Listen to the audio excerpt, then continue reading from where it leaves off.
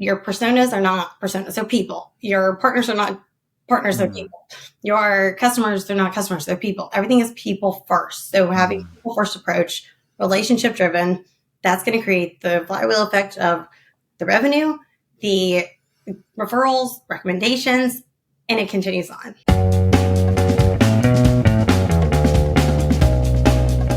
Welcome to the Full Funnel Freedom Podcast. If you are listening to this, you are likely leading a team responsible for generating revenue. Purpose of Full Funnel Freedom is to support people like yourself and keep your funnels consistently, reliably full. Welcome to the Full Funnel Freedom Podcast. I'm your host, Hamish Knox. Today, I am absolutely delighted to have Amelia Taylor as my guest today from the Revenue Table. Amelia is a daily challenger of the status quo and the founder of the Revenue Table, pioneering the way companies drive revenue through strategic relationships and communities is where she excels while meeting buyers in their most active spaces, creating trust backed by EQ to transform sales strategies for measurable results in today's dynamic market. Amelia is a skilled communicator, thought leader, and mother of two girls who are her biggest why, driving her to be her force to empower growth in unorthodox ways. Amelia, welcome to Full Funnel Freedom. Thank you so much for having me. Right before we chatted, we both said, looking at our calendars yesterday, we're so excited because we get to chat today because there's so much that we're going to dive into and so many good things that need to be shared that I feel are not talked about enough. So I think we see eye to eye on so much. So I'm super excited to dive in here. Amen, sister. Yeah, I was delighted when we first got connected and was really looking forward to this today as well. So I've given the audience the 30,000 foot view of who Amelia is. Tell us your story from where you started to where you are today with the Revenue Table. So I will give as much detail without talking so crazy much here, but I have not been in this space, this B2B SaaS world, for long, like a lot of people would maybe assume. I think there's a big misunderstanding where there's a follower count and then there's also the experience. So I'm learning that as I go and grow through the Revenue Table and creating something that I feel is super impactful and needed in today's market. But I started my experience within SaaS by jumping into an SDR role, not knowing what SDR meant for 2 weeks. When I joined, I literally had zero clue. I'm like, okay, I'm an SDR, but what is that acronym? No idea. So jump in, and first month I put a cap on everyone's commission because it was uncapped prior. They did not think people could meet the goals that they had set even during that ramp period, but I 3X'd it because I had such a heavy why. And I knew that my girls and I had to be on a bridge, under a bridge, or we're going to be under a roof, and like hell or high water, we're going to be without question under a roof. And so knowing my why, knowing that I didn't know everything that I needed to, I had to lean heavily into that EQ side of things and the curiosity driver that was already innate and instinctively something that I do, but really lean into it and ask for feedback because there was no ego in the way. It was just, there was no pride that was happening. It was like, let's see what we can do. And there was that organic growth that started to happen with the people that I was building these relationships with and realizing, I can kind of fill this funnel of mine by relationships being at the forefront. So knowing that and then going and doing things kind of sales, marketing, or touching CS a bit and jumping in marketing meetings when I wasn't even a part of marketing, just because I would say, hey, I'm seeing this. This looks like a trend that's happening. Why are we not doing this? Because buyer engagement could be so much more than what it is today if we go and follow what this X company is doing, but do it geared towards our audience more. Just ideation galore. Because when you don't know everything, I feel like there's so many things that you possibly can do. Like, there's so much opportunity. So I just started really having this intersection between relationships and revenue and seeing that's where the fruition came. And if I did not really pursue that, then I wasn't giving myself the opportunity to grow in the very best way, personally, professionally, for my children, for my just overall career trajectory. Because if I know, and I knew from the very beginning, the same thing, and I kept seeing over and over and over, relationships being at the very core of how I was being able to thrive, and not while I was in survival mode too. So I was surviving and thriving, if you will. But learning how to just speak to individuals as people, that drove me to create the revenue table, where the focus is going to meet your buyers where they live and being able to have those executive conversations with the people, the pen in hand, or the champions within the spaces that they're talking the most to their peers, and how to not be a salesperson, how to show up as a really good marketer. And when you do so, that's where the fruition comes, because you're not selling, you're helping. You're not helping get out of sales. Is my take on my quick little 2 cents on that. But I know that to sustain where we're at today, if people don't start really focusing on that community growth, the relationships and your personas are not personas, they're people. Your partners are not partners, they're people. Your customers, they're not customers, they're people. Everything is people first. So having a people first approach, relationship driven, that's going to create the flywheel effect of the revenue, the referrals, recommendations, and it continues on. That's where I'm at today in helping companies. So there's a longer than a short intro for you. It's really incredible, and it's a really cool story. And I appreciate your humility and your vulnerability as you're sharing, where you started and not even knowing what an SDR was, and having that super commitment of like, we're going to have a roof over our heads, and just being so laser focused and crushing your targets is really inspiring for me. And I'd like to believe all the sales leaders around the world who are listening. Now, we have used this acronym a couple of times, and I'm sure most people know, but for that one listener who's like, I don't know what you're talking about, EQ means what? What are we talking about when we say EQ? You're talking about not that intellectual property up here. You're not talking about what it is that that those are the factual things. It's that discernment that you've got within. It's that understanding on an emotional level of how to read a room, whether it be reading the room, figuratively speaking, through the phone, or the virtual rooms that we find ourselves in every single day now. It's reading that individual. So a CTO and a VP of sales, those are going to be vastly different conversations. I mean, I don't speak CTO well. They don't speak Amelia well, but like VP of sales and I, we can giggle and talk about things, and like they have more fun, nothing against you CTOs out there. I think you're great too. You make the world go round in the SaaS space, but I know that there's a way to lead into those conversations. So helping reps understand, because that frontline management, we could dive into that all day, but like that is where companies are failing. That first line, second line management, because they're not equipped to be able to help these reps in the very best possible way.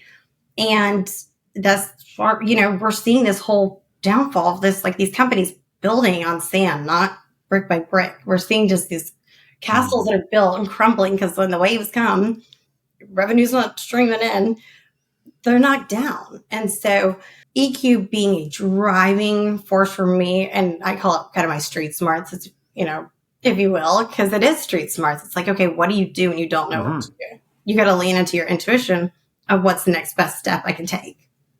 That's brilliant. It's so simple in the explanation of like, relate to the human being.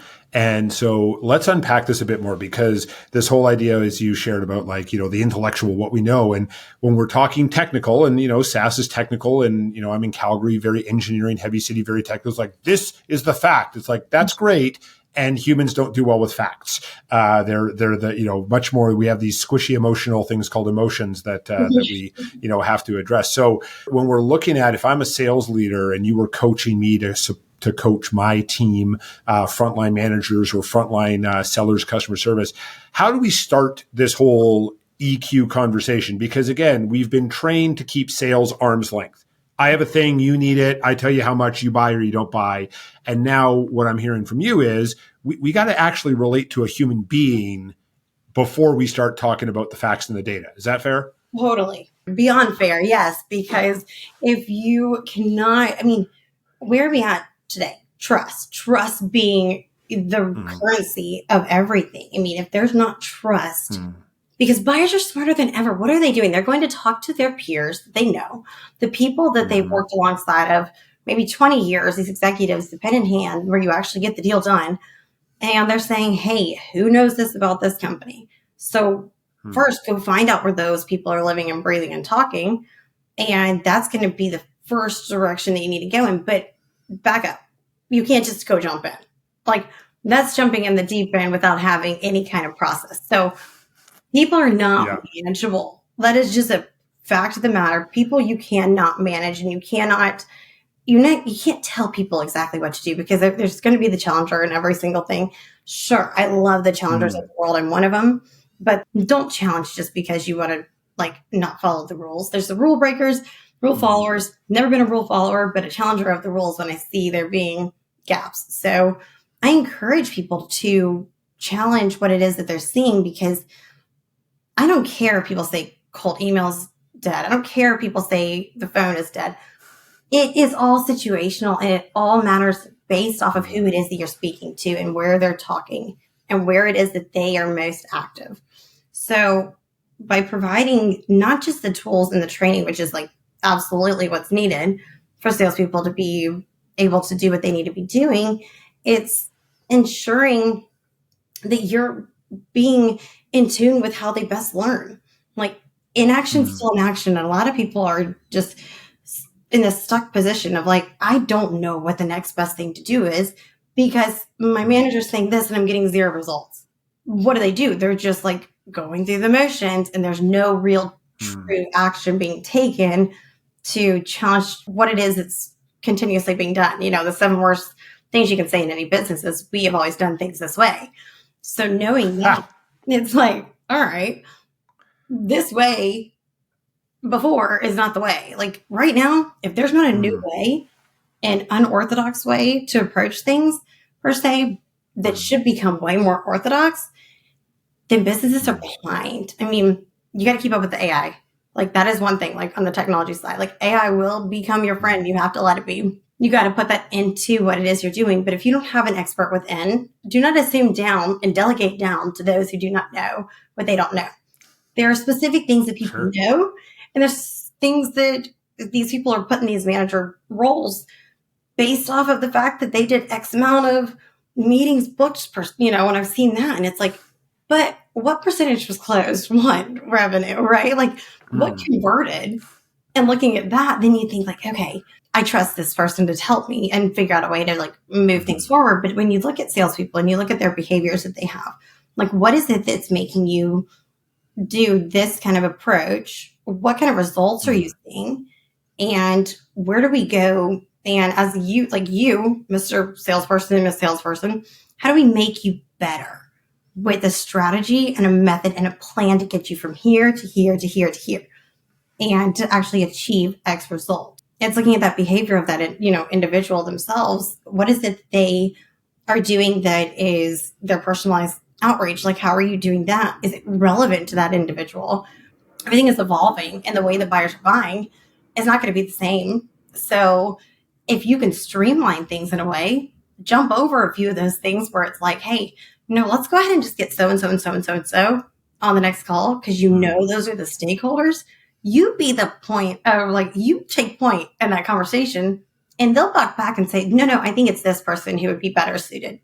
So drive the conversations forward, but know where your buyers are living and breathing and talking, but have a methodology behind that. I'm going full circle back to what I said at the beginning. Have a method for the madness within communities where you go with their talking, because you can't just show up and sell, because you're going to be kicked out in 2 seconds. I promise you that. There was so much awesome insights in there, and so much I would love to unpack. We may not have time in this whole episode. So where I want to start, though, is finding these communities, because the sales leaders who are listening around the world are hey, Amelia, great communities, love it. Where? Mm-hmm. So if you're when you're coaching your leaders that you work with to help their sellers and help them go out and find these communities or build these communities, how are you recommending that they go about that so they don't show up and smell like a salesperson? Yeah, it's a great, because you can smell a salesperson from a mile away. People know when you're coming and you're oh, you're predator prey kind of thing. And it's nobody wants to feel like they are the prey when if they're not vocalizing in these communities that there is a problem, and you're living in that problem space, and you're having these feedback loops to your team saying here, if there's not someone delegated to have this feedback loops, I would encourage any leader to say, like, get a SWAT team together, almost like your top few reps, put them in a community. So let's say you have like B2B SaaS is your focus and you reach out to VPs of sales to make it as basic as they possibly can. That is your ICP to a T, and it's the CEO who signs off. That's your executive buyer. The average deal price, I don't know, say it's $20K. So knowing that, so say there might be another, you might have, that's where our marketing might have a little bit of a touch here because it might matter to them. Also, maybe your CFO needs to be involved because it's over that 14, 15K mark where they can't fly under the radar and just get something done. It's that proactively engaging portion of things where I think that you need to go and see and test and iterate. So proactively engaging by looking to see where that little green circle is where people are at. So if I'm looking, and let's use Kevin Dorsey as my example. So he taught a course within Pavilion. I took this course. I've known him for years, he's a buddy of mine, and I asked him a question after this, a couple of years, 2 years ago maybe, but he just recently did another awesome one, but on sales leadership. And so 2 years ago, I asked him a question in Pavilion right after he had gotten done with one of the sessions. And it was a few basic, I had like 1, 2, 3, 4, 5, like 5 like basic questions. Like, I asked him, how many people reach out to you afterwards to continue learning what did you taught? And he said, Amelia, I want you to guess. And I said, I don't know. There were 200 people in the class, 100. I don't know. He goes, 5. 5 people. Whoa. In the whole entire time that I've been doing this course over the past, I don't know, 4 or 6 weeks, 5 people have reached out. He goes, you know where they've reached out? In places I don't live. If they have, I will check. And he's like, I'm not actively checking my email like throughout the day. I'm very good with my time blocks. If you see my green circle right there within a Slack community, go reach out to me there. I'm online. I'm active. It says active as your status. Then if same goes for LinkedIn. I mean, if you see someone engage with something on a post of yours or some post that you commented on and someone comments, follow that. If that's, around the realm of your problem space and what you solve for, look at the people who are in those comment threads. If they commented like right then, go and shoot them a message. Like, hey, loved your comment that you shared. Curious XYZ. Build a relationship. Do not go have a CTA with that at all. Like, hey, would love to jump on a call. No, just engage. Engage. Even in the comments maybe, or just connect with that individual. So to answer your question, there is an Airtable, and I can provide this after too, an Airtable link that has all the different communities you possibly could think of under the sun, literally. Say you wanted to be in the UK and you only help HR and you want 4,000 plus members within this community. You can go filter it down just like that. And to know that there's, from a 2023 report, there was, what was that? It was 32 million daily active users within Slack communities. That's insane to think about. 64 million monthly active users and almost double that of different communities. I mean, like, it's insane the amount that you can go find. They're out there. But you know what? Let's not just talk about Slack. Like, there's also Reddit threads. Like, you might be where you're in a different you're selling to a different audience completely. That's not B2B SaaS. They have no idea what Slack even means. They have zero clue. Like, what are you talking about? So those people are probably sitting they've got their phone in their back pocket, walking with their steel toe boots on and some, on land somewhere. They're going to be the ones that's not the community focused approach. That approach is going through that channel. So knowing what channels people are at, they might live on Facebook. There might be groups there that are communities that you can join, but it doesn't matter if you're a part of a community if you don't create the feedback loop to share for the betterment of the company that you're a part of or your company. So communication from all this is like key. Like, I will say that is one of the biggest takeaways here. Communicate, people. Communicate, figure out the channels, understand how to be as simple as possible when you do reach out. For example, someone says something somewhere, a Reddit thread, I don't care. Hey, I think I can help you out. Talk to them on the side. You don't go and do that. In a community, in a Slack community, Pavilion example for you.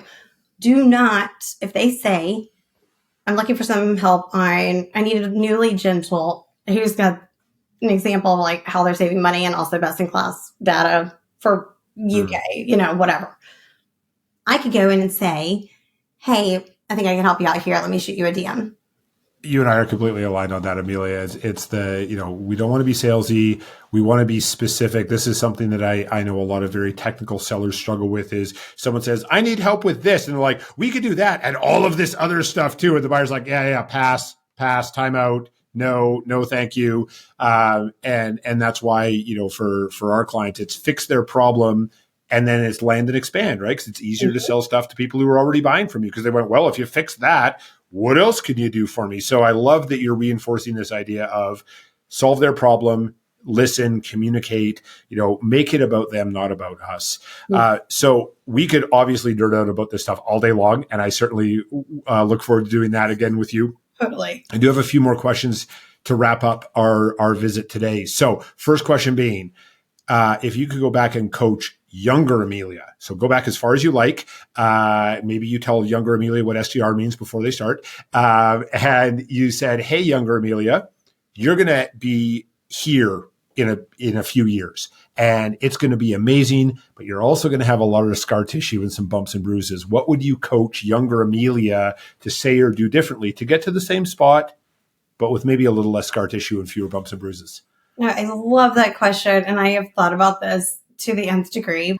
Time management would be a massive, massive, massive focus to like nail down. Like managing my time and knowing where I add the most value and to who and where it is that, some conversations, okay, some people might come to you and book on your calendar and what they're wanting is just to get from you. They're not trying to pour into you. And you find yourself pouring from an empty cup if you do so. You eventually run dry. So when you're doing any kind of, managing your time, because that focus has to be on, it's got to be, why do we work? We have to make money. We have to, that's part of it, and I want to be really good at what I do. So being a specialist in all is literally helping none. So knowing that I can't, this is kind of second part to that. I did a big V on a sheet of paper not long ago. Basically did this whole funnel, if you will, of who it is like that I am. What am I? SWOT analysis, really. And then the process of elimination with saying, this is not what I want to be known for. What am I, where do I shine the most? Like, how do I deliver the most value? And I just kept crossing things out until I got to the very bottom. And it was like, I help drive revenue through relationships. Like, that's what I do best. Then it was like a little smaller funnel, like, but how? Time management would be one of the biggest things. What serves me, what doesn't, and pouring energy into what actually is going to push me in the right direction. And really focusing in on 1-2 things where I feel like that's where I'm the best at, instead of trying to be the best at 12 different things. Like, where do I really add value? And then asking people too. Like, that's a challenge for everyone listening. Go to people you trust and say, hey, if I were to walk out of a room and we were having a conversation with someone else and they said, who was that? What would you say? So be vulnerable to go ask people what it is that they see in you to become that expert with the expertise backing it up. What a great piece of advice. And I love that exercise that you just walked us through around like, who am I? What do I bring value to? And then breaking it down into that how. Sales leaders, go back and listen to that part. And of course, listen to this whole episode over and over again. Also listen to that and do that exercise. Really determine for yourself. That's a really cool thing. It inspired me to do some personal development today, Amelia. So what have you read, watched, listened to, whether recently or in the past, that you would encourage the sales leaders listening to check out to further their own development? I relate big time to this woman named Heather Chauvin. So she is a mother. She is also, so this is kind of for the mamas of the world out there who are working, but she's a business coach. She's a professional. She has kind of been through the ringer in her life and has a story to tell. Recently just launched a book And she has 3 different podcasts where one is like focused on motherhood, one's focused on career, one's focused on both. And so I listen to the both or the career and the both, because to juggle that as a single mommy too, I need to understand how to keep a roof over our heads while also being a good mother. So she has structures and outlines and all these things that she created by not knowing. So a lot of her stuff is EQ focused, but also Jared Fuller wrote a book, Nearbound and the Rise of the Who Economy. That has been a game changer book for me. I know for a lot of people within the partnership side of things, but I think this needs to be read by everyone, literally everyone, because it touches on how do you have internal, external evangelists, those who spread the good word of your company, goes into influencer marketing, all that, but also how do you overlay on the sales side? Like if you're on the sales team, how do you go and ensure that your customers are still a thought? How do you make sure that they're not an afterthought because you got your money and you ran? But Nearbound and the Rise of the Who Economy touches in every kind of aspect of the who being the biggest thing in the economy today, like who it is that you're talking to, like surrounding those individuals in the very best way, your customers, your employees, every single touch point. So I encourage that one big time. Very cool. Thank you for recommending those to us. We'll put the links in the show notes to all of that. And now my last question for you, Amelia, you have already shared amazing ideas and insights with us today about the intersection between relationships and revenue. What do you have as a final thought, extra bit of wisdom, or maybe something to plug? The floor is yours. Amazing. So, one, this has been super fun, and everyone should go listen to him, everything that he's sharing, because he is moving mountains with the guests that he has on and the wisdom that he's sharing. So go listen to all these different podcast episodes. And, if you want to have the life that you desire to live in, like go figure out what that is. If it's not in the SaaS space, go figure out what that looks like. Like, do not wake up every morning dreading what it is that you're doing. That's just food for thought. And let me just toss that out there, because that's been something as I've been building the revenue table. I've learned that there's so much that I did not know that I believe that I knew before. So I'm super grateful for the relationships that I've built along the way, where those are the people I can go to and say, hey, does this even make sense? Like, SOS, help. What do I do? And they're like, breathe first and foremost, Amelia, chill out. Also, no, it doesn't, but here's a better way. And just the help that you get along the way. So build those relationships with people who are in your corner. You don't need a big corner and a big group of people to have really sound and solid advice. But right now at the revenue table, I'm helping companies with their different content strategy, the way that they're meeting their buyers, where they go meet their buyers, that engagement process, how to best do so, and helping the sales team learn how to be really good marketers, if you will, by sharing what matters most and creating those feedback loops. So we'll love to chat with any companies that are really looking to push forward new ways of being able to meet their buyers where they live and breathe and talk. And secondly, a big company that I'm an awesome company I'm working with, CapChase. They were named Forbes' next billion-dollar company. I mean, they are doing things that I'm like, but I am like really excited to be working alongside them and helping their team as they are pushing the way that lending is done, the way that companies are able to actually have the funding that they need in order to grow their business, whether it's at a startup level, whether it's enterprise level, but doing so where they're boosting that ARR and actually saving money. And you can have these annual contracts post monthly. Like, there's so much to learn. So reach out if you want to learn about CapChase. It's a game changer through and through. Cool. Well, thank you for that. We will certainly put those links in the show notes as well. So Amelia, I'm delighted every time we get to hang out. And so thank you very much for sharing your wisdom and insights with the Full Funnel Freedom podcast listeners today. Thank you. It has been a joy and a pleasure. Thanks for listening to today's episode of the Full Funnel Freedom podcast. You can continue to support us by leaving us a review and a rating, sharing this episode with a couple of sales leaders in your network who you care about. I'd love to connect with you. I'm easy to find, Hamish Knox on LinkedIn. Also, if you'd like a free 15-minute call with me, go to www.hamish.sandler.com/how-to-sandler. Until we connect on the next episode, go create full funnel freedom.